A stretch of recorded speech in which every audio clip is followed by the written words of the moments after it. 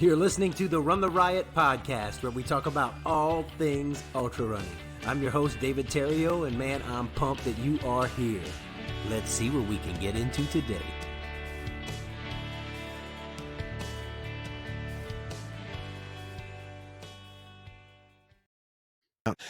All right, today on the Run the Riot Podcast, we've got Niklas, the recent winner of the Summit 200. What's going on, man? Hey, thanks for having me. Yeah, good. Man, glad to have you, dude. I got a lot of questions, man. I got a lot of things to ask you. You know, I do my homework a little bit, and try to figure out what this person's about, and before I do an interview. And so I got questions. All right, fire away. Let's do it. Yeah, man. Yeah. So have you run yet today? That's not a hard one. Yeah, I just finished my a 20 miler out on the trails here in Ohio, and I just finished my 34th week of running 100 miles consecutively for the year. Nice. Yeah. So how'd you decide to start to do that, man? Well, I've always wanted to challenge myself and just improve in the ultra running space, and I haven't figured out a way to shortcut hard work, so I'm just putting in the miles. That's pretty good, man. That's awesome.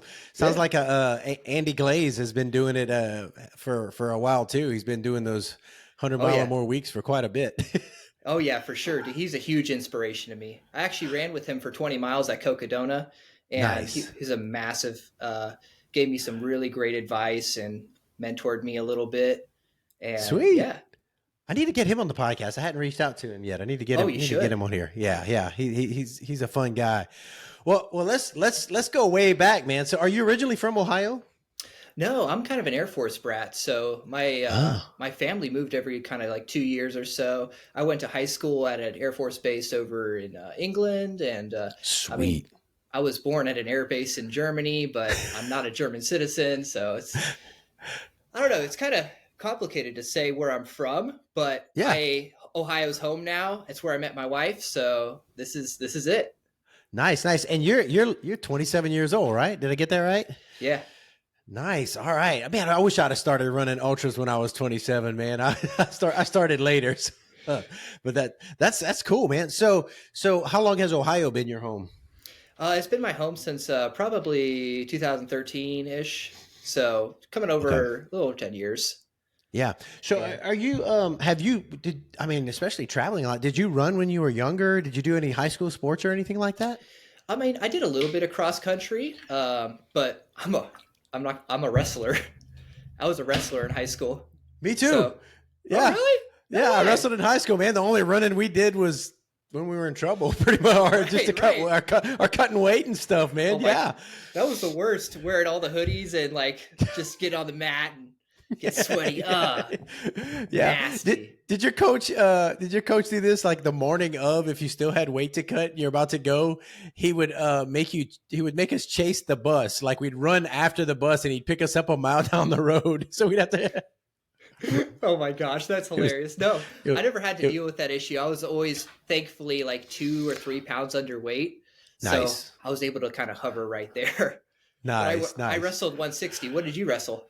Oh, dude, I was small when right now I'm much heavier, but I did like 103, and then I did 112, 119. When I graduated, I was like a buck 25, and I'm walking around at like 185 right now. So it's nice. yeah. I hit the weights hard after high school. So. Nice. Yeah. No, that's cool, man. That's awesome. I don't hear that a lot. I hear a lot of people that are doing ultras are like soccer. Some of them did cross country and things like that, but there's not a whole lot of us wrestlers that are, that are doing the running and stuff. Did you play in jiu-jitsu or anything after high school? No, not really. After high school, it's just like, organized events are just like kind of a crapshoot after high school. You can't really get together with people the same way. Yeah. So it just kind of fell off. And, but during high school, I'd run marathons with my dad because I was going to high school over in the UK. So he'd just take me through the channel over to Europe, and we'd just run marathons or half marathons all the time. Are you serious? That's pretty awesome. So you were you were doing it early. That I was going to ask when you started running. So you were doing it early then. Oh yeah. It's funny because, I kind of resented that my dad, out of me and my three brothers, I'm the middle child, and he picked me of all of them to go and do all these marathons. And I didn't like marathons until marathon number 10. And then I got the runner's high, and then I was like, this is kind of cool. So I was just forced into it till I liked it. And then the rest is history. Dude, that's crazy. So how old were you when you did your first 26.2? The first marathon was in Arizona back in, what was it? 2012? Okay. So, long time ago. I was like, I can't do math right now. Yeah. But, I know. What was that? 12 years ago. So, yeah. You were young. So like 15, yeah. Dude, that's crazy. So at 15, did you train for it? Did your dad make you train, or did you just go and I'll just go run it? No, I was heavily against, and that's probably why I didn't like running so much, because I never trained for anything. So I'd get there and it would just be terrible. But yeah, I loved lifting weights. I loved lifting heavy because me and the boys wrestling, and that's just what I liked. So. Yeah. So what was your time on your first one? Do you remember? Maybe I think it was 4:40, 4:30, something like that. And That's it was not bad. The Arizona Rock and Roll Marathon. Gotcha. No, that's cool, man. That's pretty awesome. So about 10 in, something finally clicked. How old were you when you did, by the time you did 10? Oh gosh. Maybe 17 or 18 kind of. Okay. Roundabouts. And I think what clicked for me is I just had a good race, and it I didn't hit the wall like I normally do. Yeah. And I placed in an age group or something, and I was like, wow, this is kind of fun. I could win something. Yeah, I could do. Yeah, I might be able to do something with this running stuff. Well, so I tell you, I kind of dug around and I was looking, let me see what this guy's about. And so, I go to Ultra Sign Up, and I was like, well, there's not a whole lot there. But then I went to Athlinks, and I was like, this dude's running all over the place, man. What, all the marathons, half marathons, some 50Ks, and it's pretty loaded on there with stuff. And so it's interesting that you started young, and you just kept running the looks like a bunch of marathons and half marathons. And I'm looking at the medals behind you. Those of you who are listening, you can jump on YouTube and watch it. There's a lot of medals behind them. So to date on just marathons, do you know about how many marathons you've run? I've just passed 51 total marathons. Nice. Not including 50K ultras or anything. Just marathons. Strict marathons. Nice. Yeah. So golly. Yeah. You've been tearing it up. So when did you first decide I want to, go from marathon to something a little bit longer? What was the bug? What was the draw? What was the race? It was kind of over COVID, and everything just got canceled. So, I mean, and at that point I wasn't really running super heavy. I was just kind of maybe doing a marathon every once in a while, because I got busy with school and work, and it kind of fell off a little bit. And then one night, there's nothing to do. So I'm listening to my wife gives me this book by Dean Karnassus, and like a lot of us, he's the man responsible for this nonsense. Marathon man, and born to run. And after reading that book, you just couldn't not run. You were just so pumped. So got out, ran a marathon, and then just started doing a little bit more. And then I went up to my wife and I was like, babe, I want to do a 50 miler this weekend. No, wait, I'll dial it back. I said I wanted to do a 100 miler this weekend. And she's like, no, you cannot do 100. First you have to do 50. So I'm like, all right, I'm going to do it this weekend. And nice. It went terribly. I got so messed up, but of course. I get to the end of it, and my dad kind of crews me and supports me, and my friend came out to run some miles with me, and I get to the end of it, and I'm just like, I'm not ready for a 100 miler, but I can be. So let's go do it. Put in I the like work. it. Yeah. Yeah. I like it. I like it. That's good. And that's what I tell people a lot of times, when you sign up for a race and you prepare for it. When I sign up, I'm not the dude that can run it usually, but I can put in the work and get to the starting line and be the guy that can run it, Yeah. Yeah. Yeah, that's cool, man. So let's talk about, well, first of all, so what did you go to school for and what do you do? So I'm a cardiac surgical tech at a Springfield hospital here in Springfield, where I live, Nice. and just work with the open heart surgeons. I'm the guy who sets up the OR for the docs, and when he says scalpel or saw, I give him the scalpel, and Nice. I make sure he has what he needs to help the community. Oh, that's awesome, man. That's cool. That's cool. Yeah. What do you have any kids yet or anything? No, so my wife's in school, which makes Okay. a really good formula for me for running. I just have so much free time now that Yeah, she's like yeah. constantly studying, so it works out great. Yeah, you can stay out of her hair. Like, Yeah, could you please go run? yeah, right, So, right. I want to do 100-mile weeks, honey. Yeah. Yeah, that's right. Oh, that's cool. That's good. Yeah, you work a lot during the week or so? I mean, or how's that work? So I'm on call like a ridiculous amount. Okay. I basically split the call with one other person, Yeah. and she only kind of does Sundays, and I just don't want to do Sunday, so because that's when all the races are. So I'm just like, hey, do you mind just taking every Sunday? I'll do the rest of the week. Oh, nice. Yeah. But the surgeons don't frequently work when they're on call because they want to be home with their families and whatnot. And not being a trauma center, we're not required to. Oh, gotcha. Yeah. So this week was kind of slow because one of the doctors were out of town. Okay. So I had a couple days off, got to do some miles and be relaxed. But normally it's usually a busy day trying to cram it all in. I'm up at 3, out running by 4, get home, shower by 6, get to work by 7, get off at 3, run for another hour and a half, and then get home, get ready for the next day. Nice. Okay, so you got me beat. I'm a 4 o'clock man. I got kids and stuff though, so I got.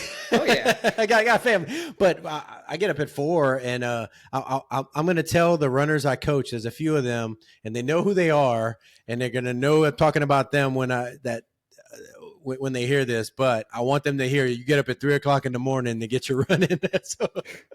Because some of them like, oh, my day got away from me. It's like you should have started your day with that run. right.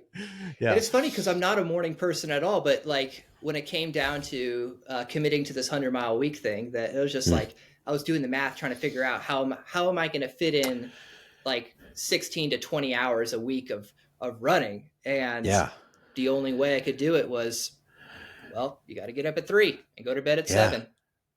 That's life. That's life for you right now. This is what we're doing. Yep. Okay. Well, I'm going to have some questions. I want to get into training and stuff like that, but let's go all the way back to your 50 miler, which your wife, aren't you glad your wife talked some sense into you and said, yeah, let's just do a 50 miler first. Aren't you glad that happened? Oh, 100%. I think I'd have probably DNF'd my first 100-miler if it wasn't for her. And she's always been incredible. She pushes me when I'm feeling low. She talks sense into me when I'm being stupid, which I'm stupid a lot, like a lot of us. Yes. And but actually something kind of interesting is I have a unique relationship with ultras. So I'm Seventh-day Adventist, so I don't run at all on Saturday. So from sunset Friday to sunset Saturday, no running. And unfortunately, that really makes things difficult if you want to be in all the ultras, because there's only a handful that don't overlap with Sabbath in some capacity. That answers some questions here. So that's why my ultra sign up is empty. Yeah, well, that answers some questions, like some of the races that you've probably picked because of the way that falls. So that's okay. I'm looking with fresh eyes now at your ultra sign up, and I'm looking because the first one that shows up on ultra sign up is the Denali 135. Yeah. That's the first one I see there. And so I guess that one was probably was that your first 100 or what did you do for your first 100? Yeah, so for the first 100, I had to actually qualify for the Denali 135 because I found that was the one race 100 miler kind of besides Badwater, and that one's super hard to get into. Yeah. And that was the first 100 miler that I was able to do with my restrictions. But you had to qualify for it. He requires 350 milers and then one 100 miler. So, okay.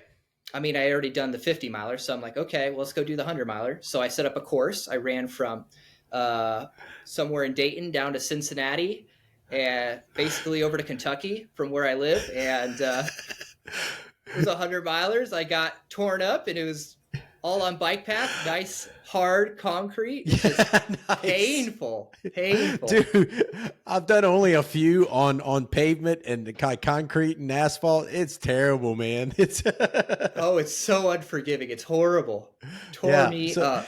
So you did your own race. How did who crewed you? Did somebody crew you for the 100 and just meet you around with food and stuff? Yeah, it was actually kind of hilarious. I bought a tricycle. And I had my family take turns riding the tricycle to crew me. And then in the little back of the basket, we had like smoothies, soda, just everything. Dude. Pedialyte, anything I could want, just right in the back of the basket. So I just had to go up, grab it, and start chugging. You had a mobile aid station tricycle, dude. Dude, that's fantastic. So who in your family rode the most? So my older brother ended up riding the most. Okay. He rode the first 33 miles, and they ended up being the hilliest, which, I mean, it was bike path, so it wasn't super hilly, but yeah, he was torn up for a couple days, but I'm so grateful to him. Then my wife took over for the night shift. Okay. And she was fantastic, but unfortunately, the rain just kind of came down super hard, and that was super painful. But she was also studying for her entrance exam for school. And and this is actually kind of interesting. She told the people during her interview for school that she was studying for the interview during my event, and then she told them all about it, and I'm pretty sure that's the reason she got in. Nice. They're like, what? She's committed. Yeah, that's awesome. But then for my wife, at mile 50, the tire popped, and then it was just a disaster trying to fix the bike. So I ended up having to run solo for a while, and then they'd meet me at different spots, and then they fixed the bike, and then it popped again, and it was like, what can you do?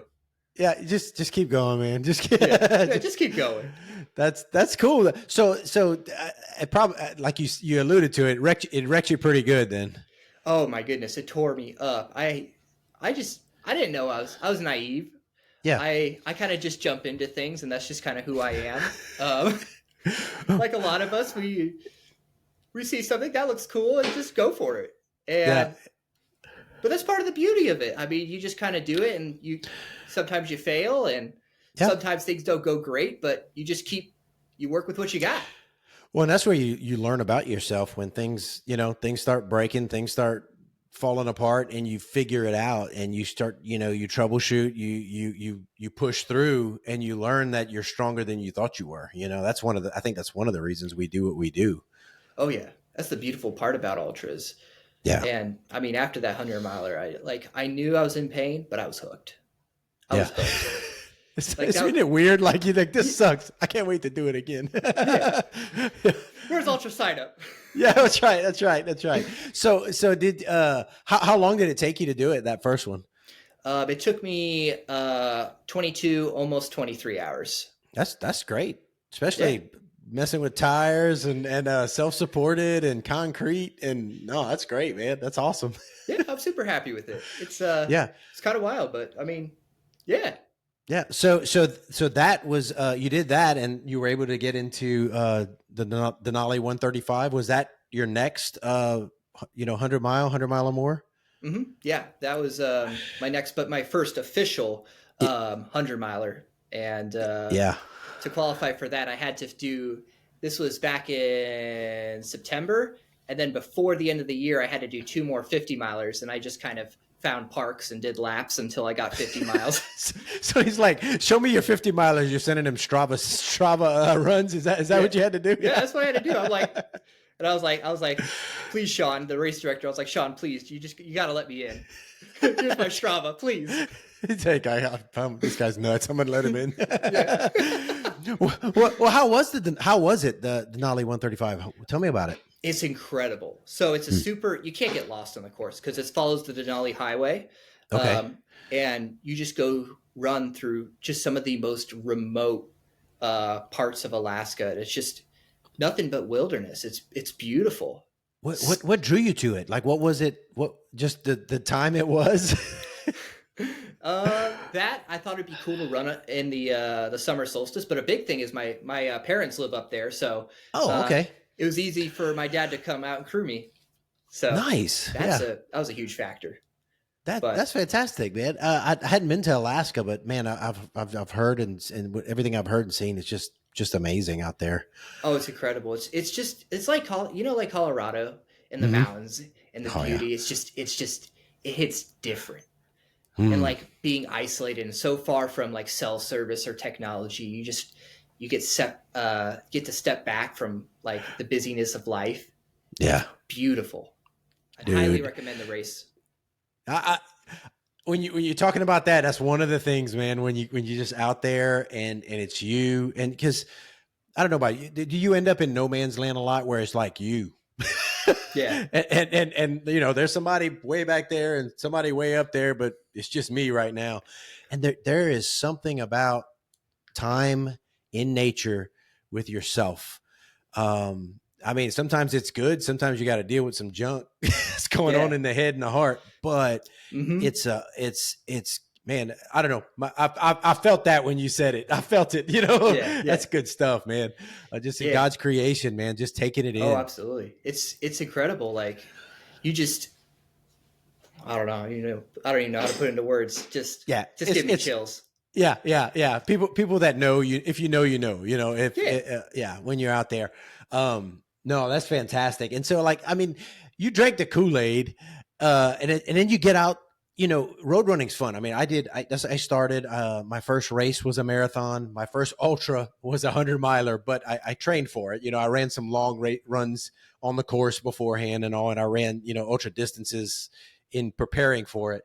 But there's, you just jump. I don't know, when it clicks with somebody, you just click. Once I hit the trails and started running long distances, it was like, yeah, this is my jam. This is it. It's once you get into like the pain cave, the hallucinations, like that's the secret sauce. Like that's what it's all about.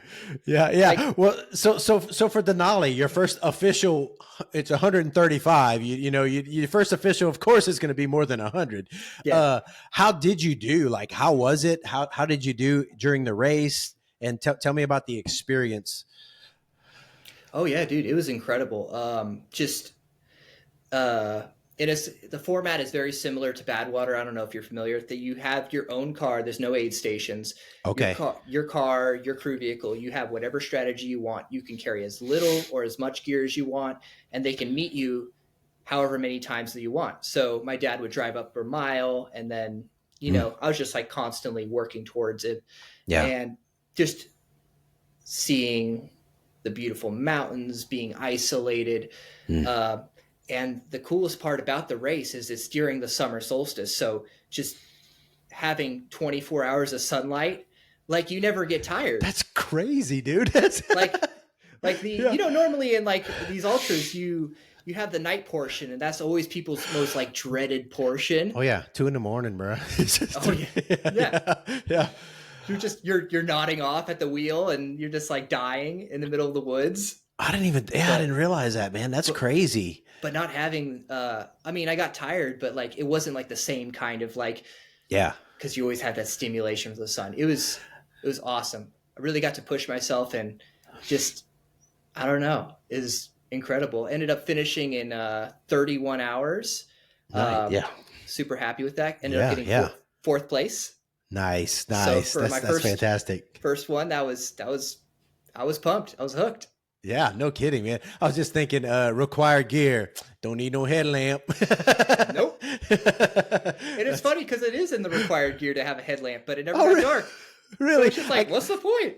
Yeah, maybe the weather or something. Maybe if the clouds come. I don't know. That's crazy. Yeah. That's funny. That's good. And I see you went back. You did it in 2022, and in 2023, you're like, do it again. Yeah. Yeah. So it's funny because 2023, that was a disaster. I noticed your time is a little bit more. Yeah. I was on great pace. Me and another guy were fighting for first. And we were just cooking along. I was right on pace as I was last year because I was trying to be conservative. And then like after the second half, I was going to pick it up. But it was steady rain the entire race. Oh. And I did not bring like wet gear, or everything I had just got soaked, and then I just got chilled. Man. And it was much colder that eventually my knee just like locked up, and it was just like, nope, you're done. You can't run anymore. And with 70 miles left in the race, I go to my crew and I'm just like, I don't know what to do. And they're just like, well, I mean, you still got like 20, almost 30 hours to finish it. Just keep moving. I guess we'll go for a walk. 70-mile walk. Yeah. So went from fighting for second place to finishing second to last, but I finished. That's all that matters.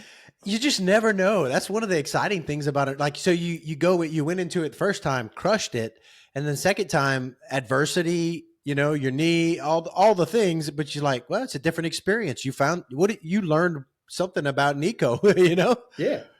I learned so much more from that failure. Well, not really a failure, but like, you know what I mean? Yeah. Yeah. I learned so much more from that experience because it taught me grit. Like, I mean, it's hard. So, and it's not, you just got to work with what you got at that moment. And if what you got is not very much, well, I mean, just keep moving forward.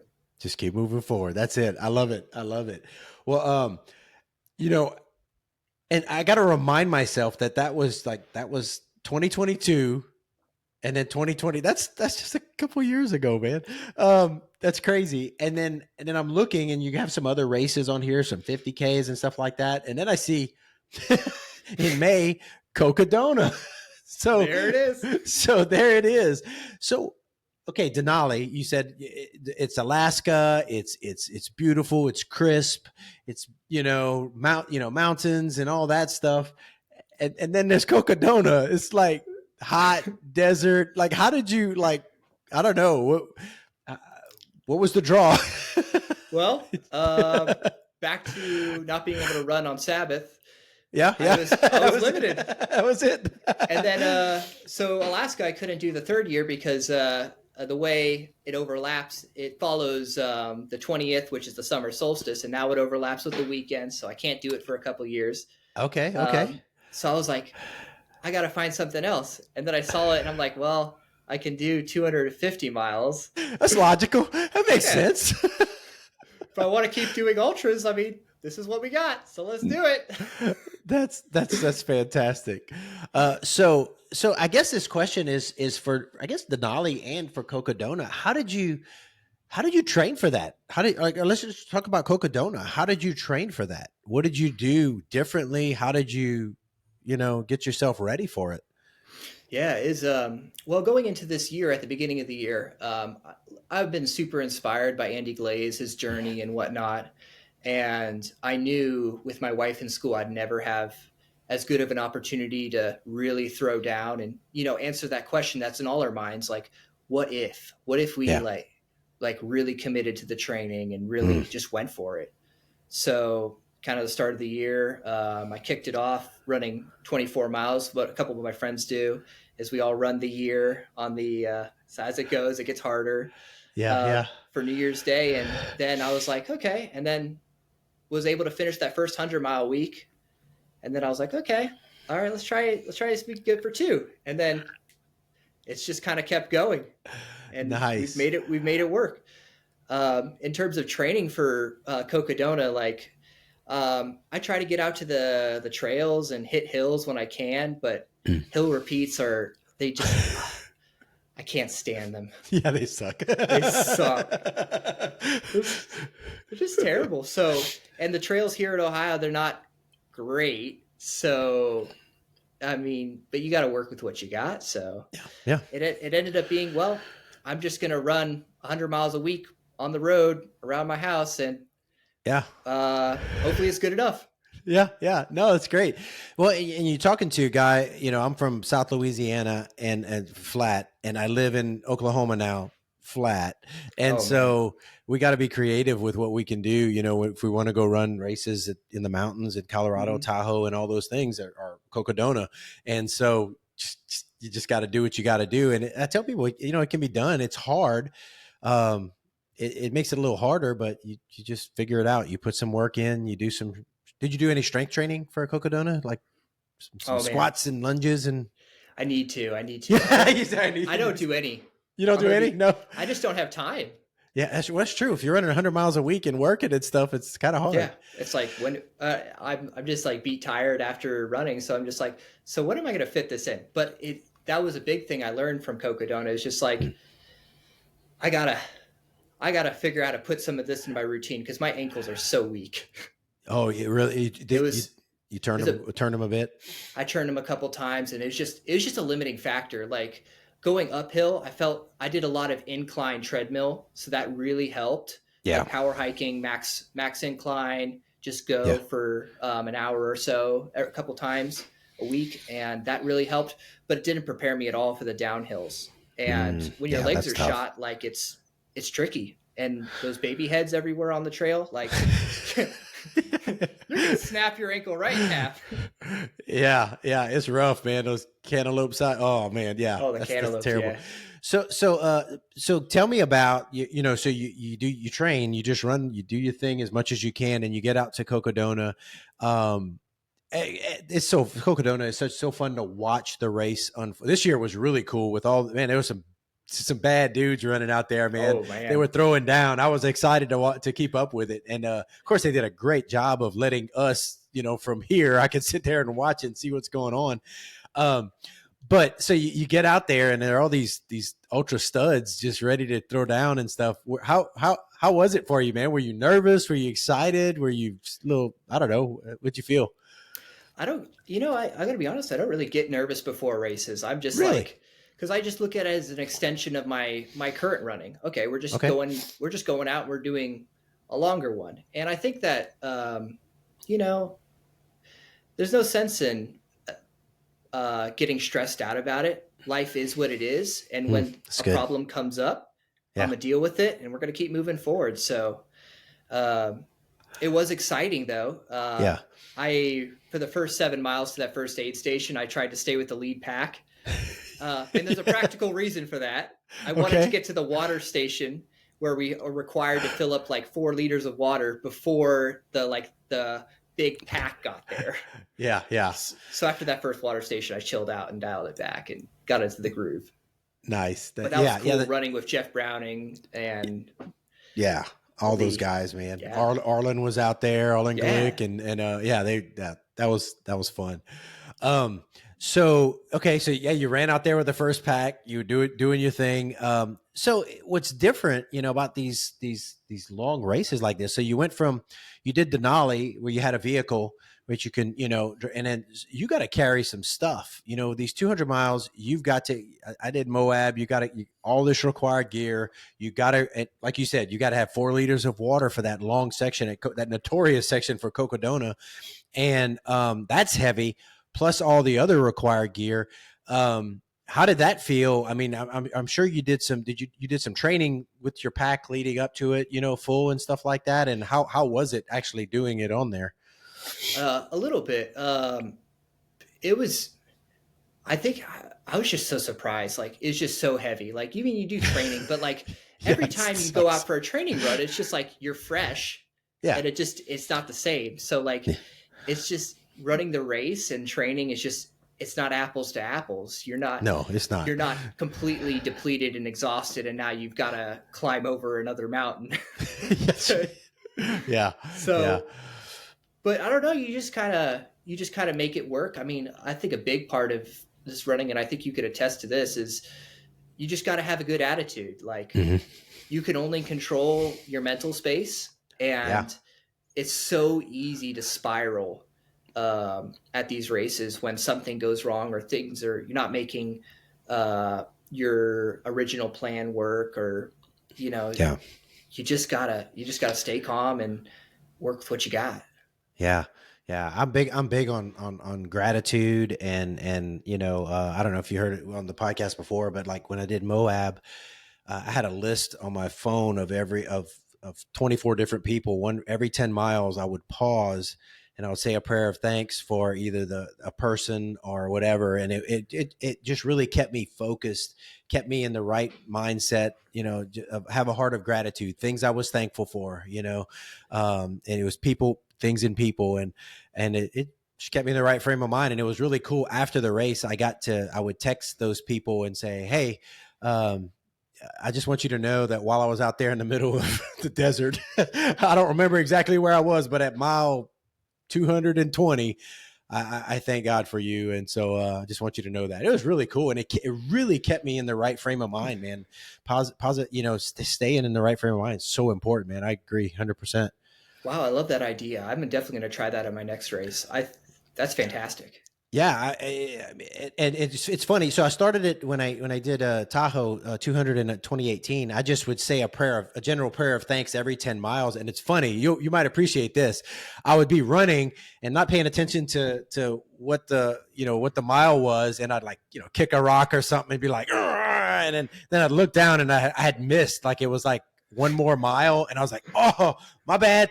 So I was like, I thank God for that rock to remind me to be thankful and have some gratitude. It's like, The Lord's like, you're ungrateful. Yeah, that's right. That's right. Here's a rock. You're going to kick a rock. How's your toe feeling now? Yeah. So no, man, you're 100%. This is what's funny is, and see what, you haven't been in the ultra scene that long. You've been running a while, but I just wondering, like, when you look at the landscape of runners, while we're talking about attitude and stuff, you have such people that have different attitudes when running. You have David Goggins, dude's a beast, but he's got a just get it done, and just real. He's mentally strong, he does it. But then you have like Courtney DeWalter, she's a beast, but she's so happy and positive, and so you see that in a lot of people. I don't know, what do you think about that? And I know which side you fall on from what you said, but like, how, what do you think about that? Hey, I mean, different strokes for different folks, and I mean that's just one of the incredible things about these 200 milers or these ultras in general is that you just have so much time to meet people. Like if you someone comes up along you on the trail on the race, and you just maybe catch like 10 miles or so with them, you get to really get to know them. And I've met people that they run angry, and that's what works for them. And I'm just like, that's cool, but that stresses me out. So that's good right. for you. You go, bro. Just keep on going. I'll catch you later. Yeah, just stay hard. That's right. Yeah. Oh, and listen, I love people and I love getting to know people, but there have been times in a race where I was like, I'm going to pick up the pace a little bit because this person's dragging me down, Yeah. Yeah. The energy is not right. We need to. That's right. They stop at the aid station. I'm going to keep going. Bye. Yeah, that's right. Yeah. Later. Or if they keep going, I'm going to stop. Yeah, right. Yeah.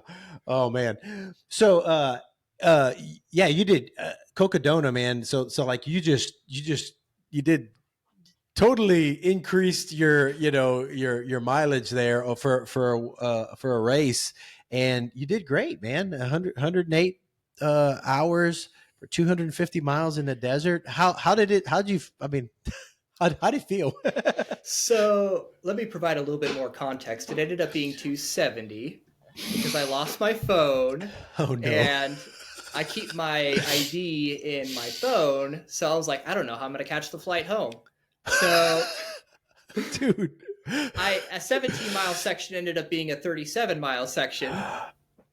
Oh my God. So you just got turned around because you didn't have the GPX? No, I had my GPX on my watch. So okay. I knew I knew where I was going, but like, so I went into it. So I was leaving Fort Tuthill and just went out, but it was starting to get dark then. And you're 4 days in. I was like 4 days in at this point. So I'm nodding off like crazy. I'm falling asleep on the trail. And at some point, I probably dropped my phone. I keep going. I take another nap, take another nap, take another nap. And then at some point, I reach down for my phone because I have it on airplane mode to save battery. And I was going to text my dad an update that I was getting close to the aid station. So I reached down and I'm like, oh no. This is not good. So at that point, I had two choices. I'm like, well, I could get angry or I could just, it is what it is. At that point, I've been through so much. I didn't have energy to be mad. I'm about to say, I can't even right now. It was the literal definition of I can't even. That's great. So go out, go back 10 miles. Didn't see it. I went to all the places I napped. Because for some reason I could remember where I napped and didn't see it. So I figured, well, someone must have picked it up. So went on to the aid station and I was just praying the whole time. And fortunately enough, someone turned it in at that next aid station. Yeah. And we were good.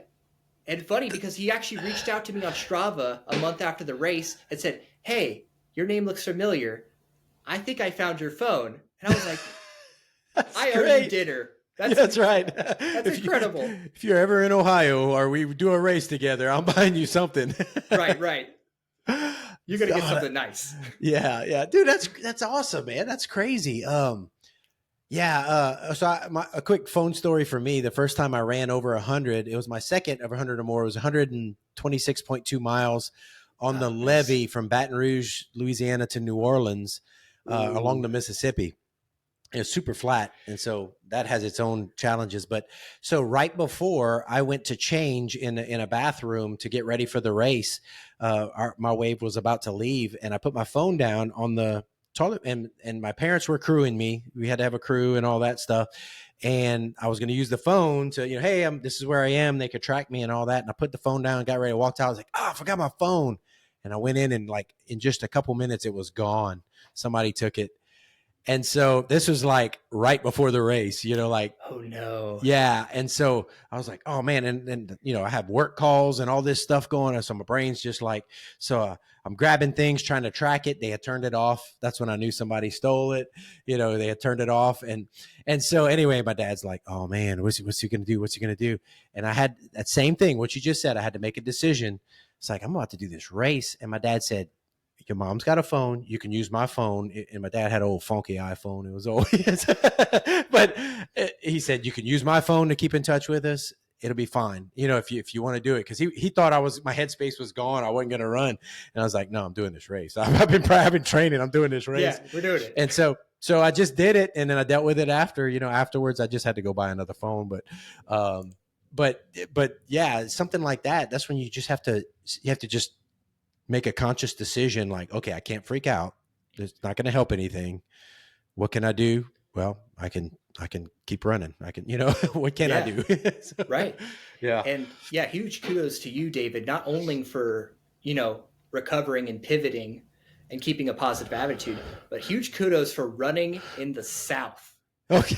The humidity and heat is different down there, dude. It's crazy in South Louisiana, man. That's where I grew up. So I would train there, and people would come down to run races, and they would be like, "How? How does this happen? It's terrible." I've done a marathon in Alabama, and I was like, and Louisiana, and I was like, oh my God. Which one did you do in Louisiana? I did the rock and roll. New Orleans. Yeah. Okay. I've done that one too. I wonder what year you did yours. Because I've done that one once. He's looking. It might take a little while to start through all those medals, man. I don't even know when I did mine. Gosh, I think it was 2015. Let's see. 2016. Hey! I still have your Athlinks up. Oh, nice. Yeah, 2016. Let me see when I did mine. We might have run. We might have run at the same time. Yeah, we might have done it the same year. Let's see. I'm going to call it up. We got time. Yeah. No, it's so different in the South. But I tell you what, though, when you train in the heat and humidity like that, it helps. And so I'm here in Oklahoma now, and a lot of people don't realize Oklahoma's pretty humid. It's not South Louisiana humid, but it's stinking humid around here. Oh, and sure. It does help when you train in that and then go to the mountains, with some of the adaptations are the same for altitude. And so it helps. So I do a lot of heat training when I need to, when I'm going to go run in Colorado and stuff, and it helps. So that would be okay. Hang on, I'm a David Terrio. Let's see. Come on, where am I? Yeah, the heat training is fantastic, but it's kind of interesting for Cocodona and Summit or whatever. Like being in the high desert, you want to be wet, but over in like the South Louisiana or like even in Ohio, like. It's disgusting. Yes. Just being soaked in sweat is the nastiest thing. You stay wet. You just stay wet. Yeah. And chafe. Yeah. It's gross. It's nasty. Yeah. But when you're in the desert, you're just like, yeah, there's a creek crossing. Let's just dive in. Yeah. Oh, mine was 2014, man. So, bummer. Missed you by 2 years. Yeah. I had no idea. I was like, I ran it sometime. So. Anyway, let's get to Colorado, man. So you decide you're going to run Cocodona, and that's one of the things with Cocodona. Then it starts on the Monday, doesn't it? Mm-hmm. I mean, Cocodona. I mean, it's Summit. Summit starts on the Monday, right? Yeah, Summit starts on a Monday as well. Okay, gotcha. And so you found that one, and you're like, well, I guess I'm doing Summit. Yeah. So actually, it's funny. What started my 200-mile journey was the Chase and Casey, the directors of the Summit 200, had a race out in Missouri called the KD 225. Yeah. And it got canceled a week before the race due to a permitting issue or something. Nothing to do with them. And, you know, it sucks, but, it happens. Yeah. 12 of us decided to do it anyway. I saw, as I was creeping on you before the thing, I saw, what did you call it? You called it an unofficial KD 225? Yeah, Race of Rebels. The Race of Rebels. That's it. The Race of Rebels. That's good. So you guys just went run it. Yeah, we just went out and did it. And we went to the start line and we all just ran to the finish line. And Chase and Casey, they were awesome. And they said, if you can prove, you don't even have to do it on the original course. If you can prove you ran 250 miles over, the next couple weeks, we'll ship you the buckle. Nice. So y'all just we're going to do it. So how did you guys, did you just have somebody set up to crew and y'all did it together?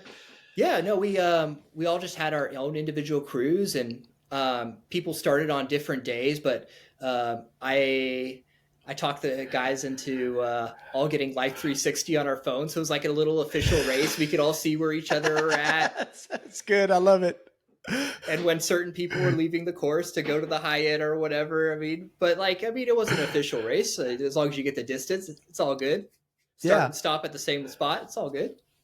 That's cool. That's awesome. Yeah, that was. I hated that for them when it happened, because I know they put a lot of work into putting that race on, and then they pulled the permits or didn't give them the permits. That was crazy. Yeah, it's such a shame because you think Missouri and you're just like, okay, that's not going to be pretty, but it was beautiful. It was in fall and all the rock along the Katy Trail. It deserves to be a race. It is so incredible. I know, and it's sad that it sounds like it just won't be. It sounds like they just, because they don't want people on the trail at night or something. I don't know. Yeah, a lot of us got pulled over by cops. Really? Yeah. At night or just random times? Yeah, I had a buddy who actually got held up by the police for I think an hour or so, because they're just like, "What are you doing out here?" And even my dad got pulled over by the cop because he was waiting for me at one of the bike stops, and he's in a black suspicious looking truck, and yeah, it's not even his, it's my father-in-law's, but we borrowed it for the race. And nice. So it's not his registration. It's even fishier. Yeah, and he had to explain to the officer, I swear there's someone who's running out there right now, and he sleeps in the back sometimes. Yeah, it's a reminder when we have to talk to normal people that it's just different. What we do is just different. Yeah. That's great. But you did it. That's cool. Not even an official race, but like, let's get it done. Let's do it. Yeah. And then when talking to the other people, kind of pivoting back to Summit, everyone, despite the race getting canceled, was super positive, and they all had great things to say about Chase and Casey. And I was that's the only reason I did Summit, because I was like, the word of mouth. I mean, if these people have a great reputation, I want to give them another shot. Yeah. Yeah. No, that's good. That's good. Well, let's get into Summit, because I know that they put a lot of work and time into getting this ready, and first year races are hard, and you've got to trust, a race director, to go run 200 miles out in, a lot of remote areas in Colorado. So anyway, you signed up, and I guess training was running 100 miles a week. Yeah. Yeah. And I was getting super nervous, like I'm a flatlander like you. So, yeah, and I was really worried about the altitude thing, and I hadn't really run serious hills since Cocodona. So, fortunately I was able to make it up to Alaska for some training. I met up with the pastor of my dad's church, and we went to a mountain that was called Lazy Mountain, and did repeats. And it was anything but lazy. So 2 miles out and back for 4 miles, and each lap was 3,000 feet of vert. Nice. That's good training there, man. So we did it till we just said we're going to keep going till we Everest. And dude, how long did that take? It took 22 hours. Okay. Nice. And we just, every time we get down, we go back to his car, and we just sit there and eat some food and hang out for a minute, and they're like, all right, let's go again. So what was he training for something, or he was just? No, those Alaskans, they're built different. That's how they live. He's just like, this is fun. Yeah. I'm training for life. Yeah. Man, that's crazy. So no, that's what an awesome training. That must have been, you probably slept good after that. Oh yeah. But the big thing for me going up there was from Cocodona, I knew I was terrible at downhills, and I really wanted to get with somebody to really work on my downhill form. Yeah. And because I was like, Summit, it's nothing but up and down. So yeah, I got to figure this out. Otherwise I'm going to lose tons of time. Yeah. Yeah. And yeah. Nice. Well, let's talk about the race, man. Summit 200. Man, I love Colorado. I try to get out there as much as I can. Anytime I can race out there, I want to race. I'm not as good in the mountains. I stink at the mountains, but I love it. So tell me about it, man. Tell me all the things. Yeah, had to fly in, no time to acclimate. Unfortunately, my dad wasn't able to come out to crew me, and he crewed me for the last 200s, and that was kind of a bummer. And I really wasn't comfortable doing it like completely unsupported. Mm-hmm. So I have a really good friend. His name's Paul. I reached out to him. He ran Katy with me. He ran Cocodona with me. He's doing a bunch of other 200 miles this year. I was like, hey, Paul, you mind if I tag along with your crew? And I promise I'll be low maintenance. He's like, yeah, come on. Join the party. Oh, that's cool. Yeah. So his crew ended up crewing him and you. Yeah. So the original plan was to run together, but I just got carried away and just kind of took off and yeah. Just you were feeling it, so you just yeah. Well, so how did it unfold? So there were how many of you guys were running it? There were like 25 or something, or so 25 people started the race, but man, this is a tough race. Yeah. And I think a lot of us were really, really unprepared. I mean, all the ultra runners out there had more experience than I did, but I think all of us were really shocked just being at elevation, constantly climbing. Only 12 of us finished out of the 25 who started. That's wild. Yeah. Yeah. Wild and tough. So what is the climbing over the 200 miles? What's the elevation gain? So it ended up being 36,000 feet of elevation. Pretty good on my watch. Yeah. Especially when you're going over 12,000 footers at least like 5 or 6 times on the course. Oh man. Yeah. Well, so was it beautiful? I mean, was it gorgeous? Gorgeous. It was gorgeous. And you know, the first day I went into the race, just being really relaxed. And my favorite part of these races is just meeting the people, and, you know, talking to them, hearing their stories. Like, what races have you done? Yeah. How'd you get into this? And just kind of spending time on the trails with different people along the way. And, you know, it was just incredible. Yeah. When did you start to, I guess, pull away or take the lead in it?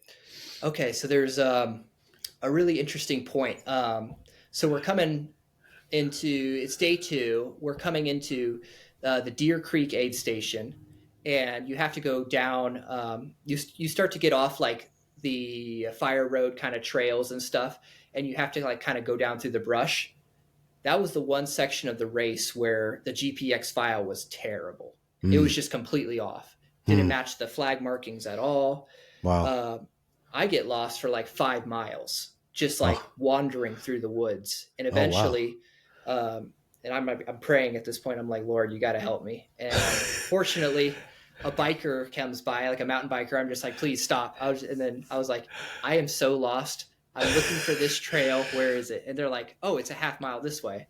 And I was like, oh my gosh. So thankfully she stopped by, and praise the Lord, because I was able to kind of get back on the trail, and I met up with someone else, and we ended up kind of power hiking into the aid station. And at the aid station, everyone in front of us got super lost as well, and ended up taking the wrong way.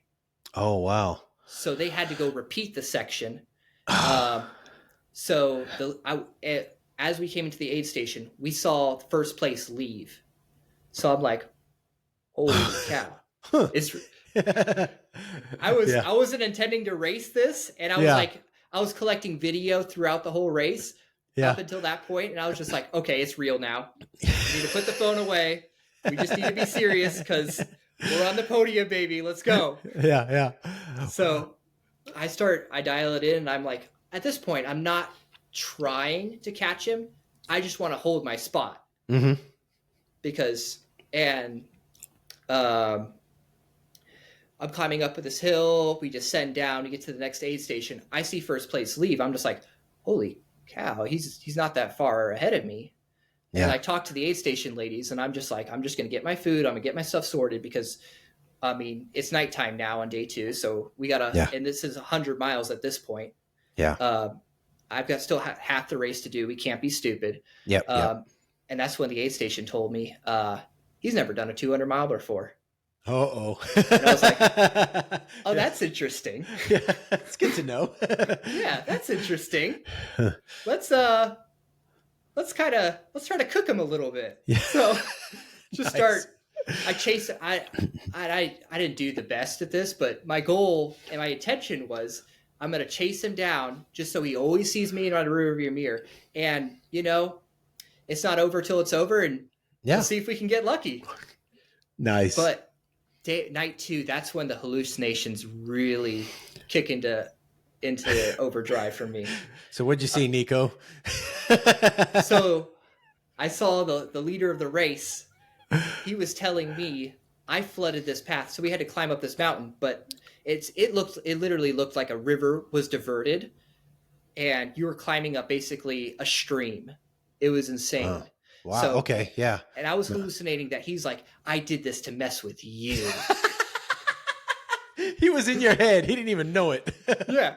And then I get to the top of the mountain, and there's these like cute little pikas everywhere. And I hallucinate that he gets kidnapped by pikas. So then I legit in my mind think I'm in first place because he got kidnapped by pikas. Dude, I love it. Yeah. So I was very surprised coming into the next aid station, and I was like, who's this? How is he here? How's Steven here right now? You need a nap, Niko. You need to sleep. You need to sleep.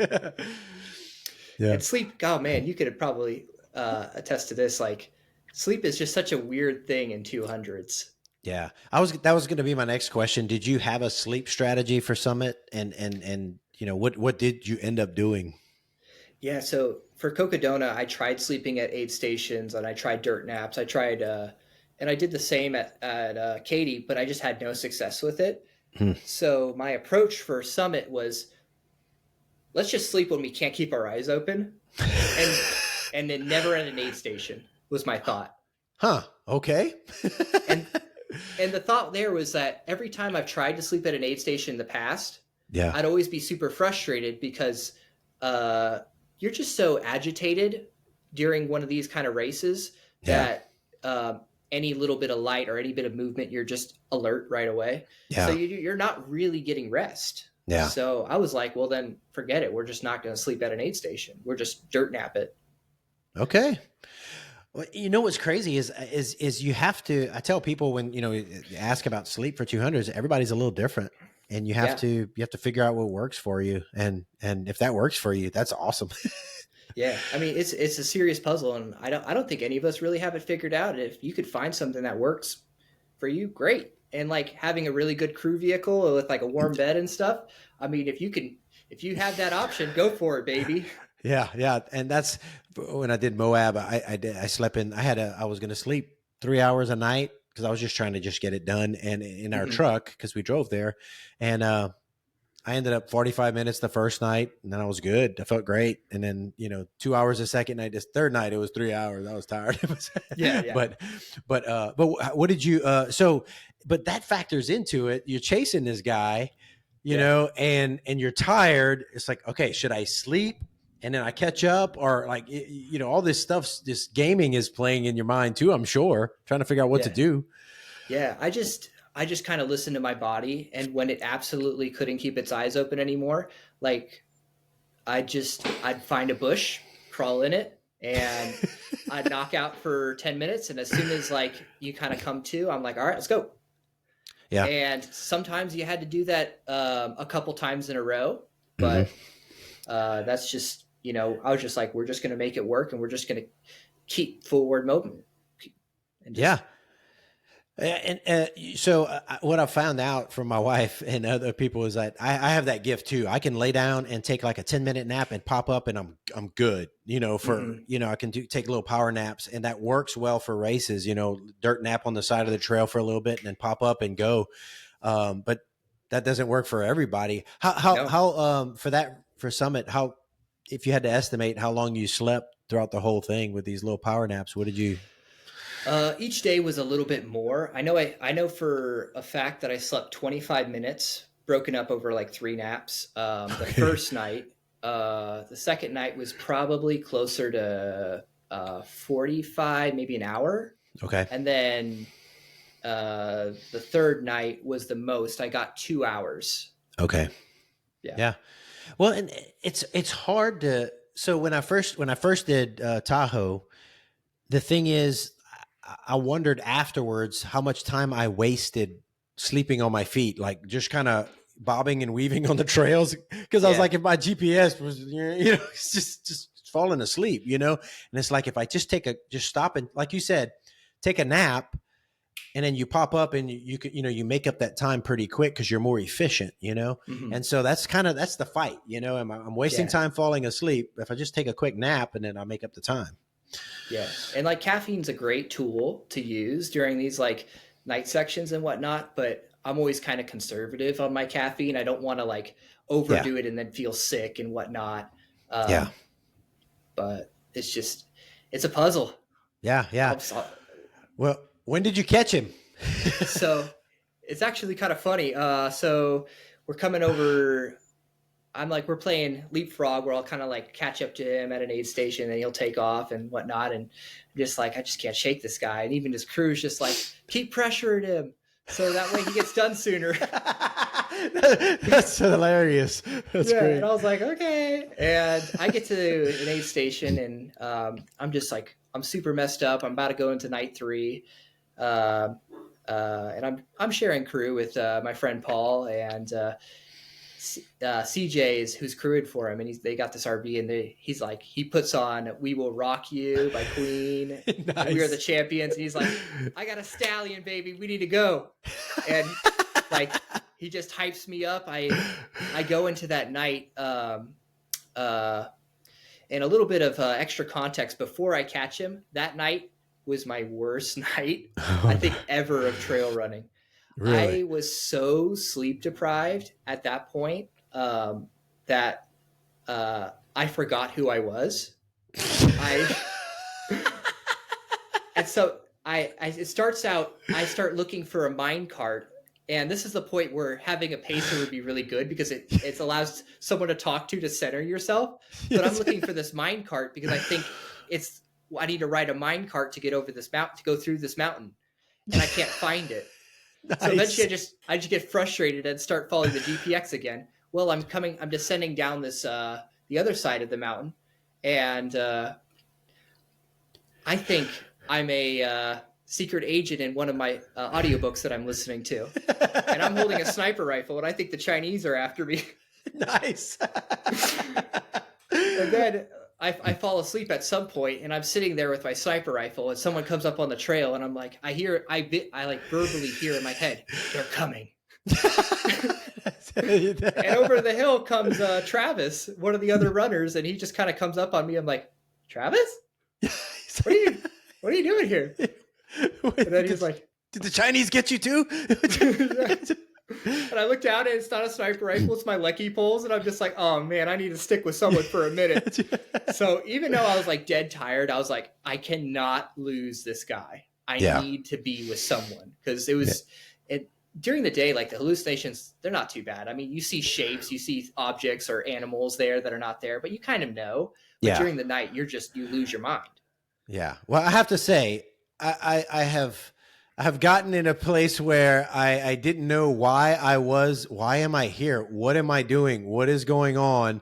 But I hadn't forgot who I was yet. So just, that's awesome. I thought I was some character in a book. I legit thought, I had no idea. I was so gone when he showed up.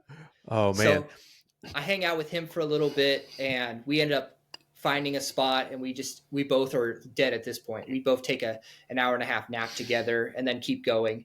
And then I'm like degrading because it's still night, and he eventually kind of pulls away. I take a couple little power naps just to kind of stop the world from spinning, because I've got bad vertigo during this point. Yeah. And then we come into Francie's cabin, which is mile 160 at this point. And I see everyone there. I see the race leader. I see Travis. I see Hannah, who passed us during the night somehow at some point. And then some other people start to show up as I got there. And I was like, there were 6 of us. Yeah. And it was like a Western. It was like everyone Mexican stand up. Who's gonna blink? Womp. Yeah. Who's gonna blink? Because I knew the first person to leave this cabin is in first place. Yeah. So I was just like, well, at that point, I was like, everyone was torn up at that point. Yeah. We're all just eating and whatnot. And I was like, well, I'm never gonna know if I can win this unless I just go for it. So nice. I grabbed my food really quick, stuffed my pack, and shot out the door. Nice. And then that I've been saving music as my trap card for the whole race. Yeah. And then I finally put on my headphones and start playing music, and I just start praying and just like and sobbing, like, because I was just like, you're just mentally fried at that point. Yeah. And I was able to thank God, I was able to find a second win, and I just started pushing. I was like, we are getting this done before midnight tonight, because I cannot do these hallucinations again. I can't do another night like this. Yeah, we're going for it. And I was like, I ain't stop until I see God or the checkered flag. Nice. That's good. Oh man. So yeah, so from then on, you were in the lead? Yeah, from then on, and I was hammering at that point. Like, so something about Summit, they have to pick the trails based off kind of what's available. Yeah. They're not always the best, like, groomed. Yeah. So up until that point, a lot of the race just wasn't very runnable. Just because of, like, there's just these, like, baby heads, or what you can't call them, cantaloupes. They're everywhere on the trail. And you're going to snap your ankle if you're not smart about where you're stepping. So you really can't just pick up a big stride for more than small sections. And then finally, after 160, you get over the next climb, and from there it was beautiful dirt fire road, and I was just able to hammer, and, like, it felt good because, like, finally we could make some progress. Yeah, I can get this done. Yeah. And I get into the next aid station, and my crew's pumped. We got some friends there from who did the race, but ended up like timing out at a aid station. But they came out to support me. It was just incredible. And CJ and Jillian, just the most incredible crew, for mostly Paul, but for me as well. They really were so helpful. Yeah. They got me, I was in there at that aid station, the last aid station, for like 5 minutes, got my stuff, dumped weight, everything I did wasn't required. And then and it was like a nice road section. I'm just like, I know how to run road. Yeah. So just took off down the bike path and just hammered it into the finish line. It's funny because after the race, my dad told me that he was on a phone call with my wife, and my wife was like, "Oh, it says he's going to finish around 1 in the morning." And my dad's like, "No, that's not how he operates." Yeah. I get in at 10 p.m. Yeah, that's awesome. That's good. So, and that final section, it did get dark on me, but I was out there running with Sally McRae and David Goggins. Just, they were screaming at me to go, and I was like, yeah! Nice. They don't know they were with you, but yeah. Oh, that's fantastic, dude. So, like, yeah, what a feeling to go through all that hallucination, and then when you see the finish line, it's already awesome enough after going a 200 just to get to the finish line, but knowing that, like, you're the first guy to cross it, and the first guy ever for this race. Yeah, it's just occurred to me that, like, that's the course record, baby. Yeah, you got the course record. Yeah. That's good. Oh man, out of every race I've ever done, like, that was, if I had to pick one to win, it'd have been that one. Just an incredible. Colorado is just so beautiful. It's just an incredible race, incredible event by Chase and Casey, and that is definitely one I'll be redoing one day. Nice, that's cool. Yeah, I've got it on my list. If I can get this knee healed up and stuff, I'm gonna. Yeah. You got to. Yeah, I love Colorado, and it's right there, man. So it's a 200 miler right there, and just do it. Oh, and one of the best parts. So at mile like 175-ish, right before you drop down into Copper Canyon, you're going over a summit, and you could see the whole course, like every peak on the course. Oh, dude, it was incredible. I was like, this is unreal. You can look back on where you've been. Yeah, and you could see the start line, you could see all the peaks you've gone over, and you're just like, whoa. Oh, that's cool. So, that's when you realize, man, I've come a long way. Yeah. We've been out here for a minute. Yeah. It's been a long time. Yeah. Oh, that's so cool, man. How did you fuel your race? What did you end up eating out there? So it's kind of funny because my drop bag strategy, I learned this from Andy Glaze as well. So it was a lot of gels, like Gushers, some Pop-Tarts and stuff. Then occasionally I put in like a Monster Mocha energy drink. Yeah. Just like strategically placed out. But my strategy, every aid station, I'd put a drop bag, and what was in that drop bag had to be consumed before the next aid station. Oh, that's good. Yeah. So my kind of philosophy with all ultras is keep it simple, stupid. So KISS. Yeah. So I want to do as little thinking as possible, but Oh, this is kind of another funny point. So my friend Paul is a vegan. I'm not. Yeah. But going into the race, he's like, I want to eat all the meat. And then I get to the aid stations at the race, and I'm like, that looks gross. Do you got anything that's vegan? So we switched. I was a vegan and he wasn't. That's awesome. That's good. Oh, but you never know. You just like, it's when you're running these ultras, you're on the seafood diet. You see food and you eat food. If you can keep it down, great. That's it. Sometimes your body just tells you, like, that thing right there, you need to put it in your mouth. You got to eat it. You got to, yeah. Oh man. Well, dude, I got to ask, what pack did you end up using? I'm just curious. So I ended up using the Solomon Advanced Skin 12. Okay. Yeah, a lot of people use that one.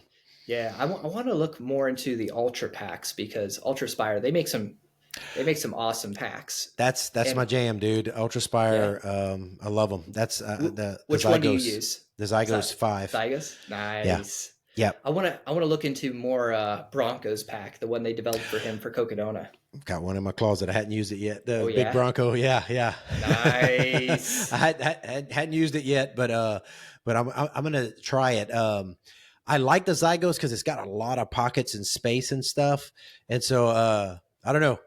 I'm not as fast as Bronco, but we'll see. I'm going to give it a shot and see how, if I can find room for all my things. But it's a good pack. They make good stuff. It's solid.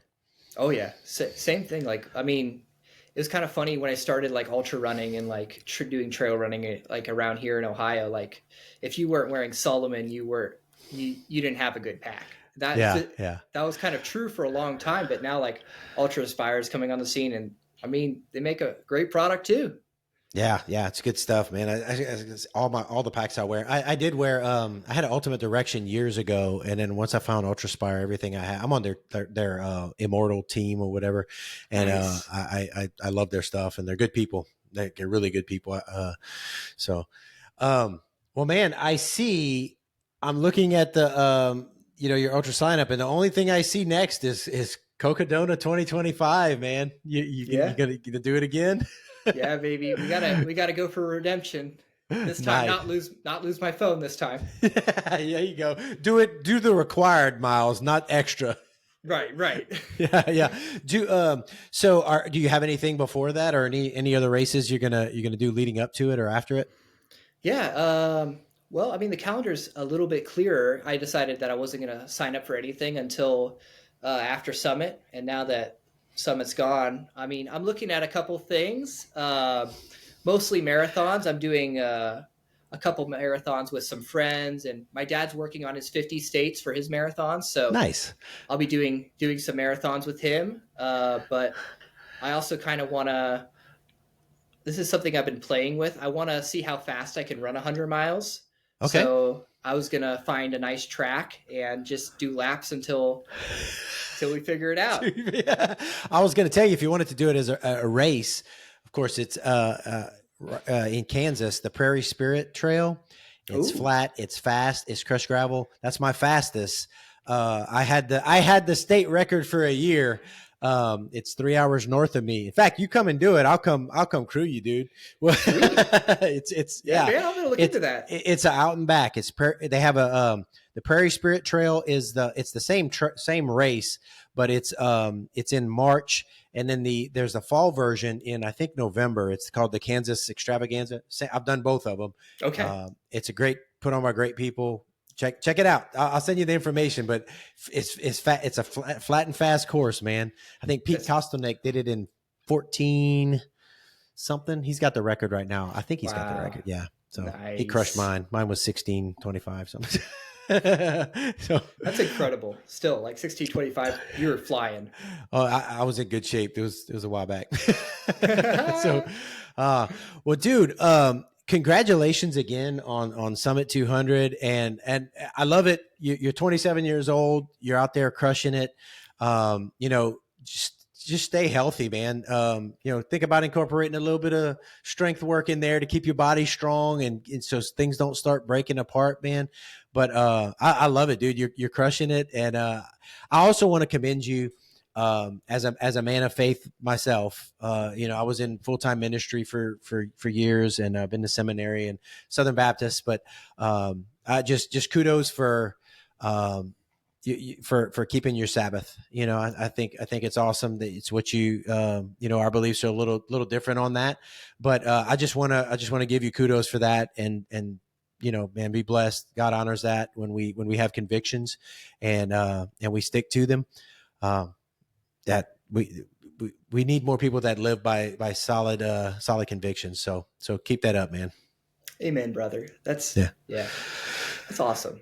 Yeah. So, and if I see races that aren't on Saturdays, bro, I'm gonna send them to you. Like, hey, here's one. I found one. There you go. Woo! Fish in a barrel. We're gonna be knocking them all out. There you go. Awesome, man. Yeah. Well, I hope I get to spend some time on the trail with you down the road. I hope so too, man. We're not do a race together. Yeah. Kansas is kind of in the middle. I don't know. Yeah. But dude, yeah, keep it up. And I want to keep in touch. And hey, thanks for taking time, man. We've been chatting for a bit. Thanks for sharing your story so far. And, go out there and crush Cocodona again and whatever else you find out there. Yeah. Thanks, David. Thank you so much for having me. And I hope we can get down and do some miles together. That'd be good, man. Yeah.